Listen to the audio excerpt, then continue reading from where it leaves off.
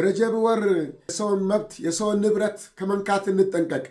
ብስሚላህ አልሐምዱሊላህ ወሰላቱ ወሰላሙ ዓላ ረሱሊላህ። ውድ ወንድሞች እህቶች፣ አላህ ስብሓነሁ ወተዓላ ከፈጠራቸው ከ12 ወራቶች ውስጥ 4 ወራቶች እጅግ የተከበሩ ናቸው ብለዋል። ከነዛ ውስጥ አንዱ የረጀብ ወር ነው፣ አሁን ያለንበት ወር ማለት ነው። ስለዚህ በረጀብ ወር ሰውን መበደልን ተጠንቀቁን የተባለው፣ ቮልምን በደልን ተጠንቀቁን የተባል ነው። ስለዚህ እባካችሁ በየትኛውም ቦታ ላይ ብንሆን፣ በየትኛውም ስራ ዘርፍ ላይ ብንሆን፣ በየትኛውም አሕዋል ላይ ብንሆን ሰውን ከመበደል ሰው ላይ በደልን ቮልምን ከማድረስ እንጠንቀቅ። በተለይ በምላስ ሰውን ከመበደል፣ በጽሁፍ በእጃችን በምንጽፈው ጽሁፍ ሰውን ከመበደል፣ እንዲሁም ደግሞ በእጃችን የሰው ንብረትን ከመውሰድ በየትኛው መልኩ በንግድ ላይ ሊሆን ይችላል። ሚዛን በመቀነስ ሚዛን በማጭበርበር ስፍር በመቀነስ አሮጌውን አዲስ ነው።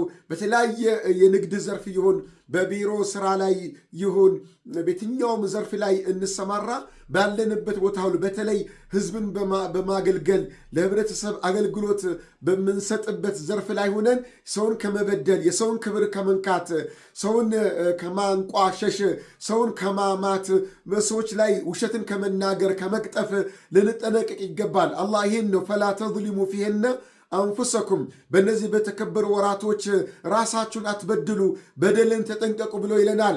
ባል ሆይ ምስትን አትበድል፣ ምስት ሆይ ባልሽን አትበድይ፣ ወላጆች ልጆቻችሁን አትበድሉ፣ ልጆች ሆይ ወላጆቻችሁን አትበድሉ፣ ጎረቤት ጎረቤታችሁን አትበድሉ፣ አሰሪዎች ሰራተኞቻችሁን አትበድሉ፣ ሰራተኞች አሰሪዎቻችሁን አትበድሉ።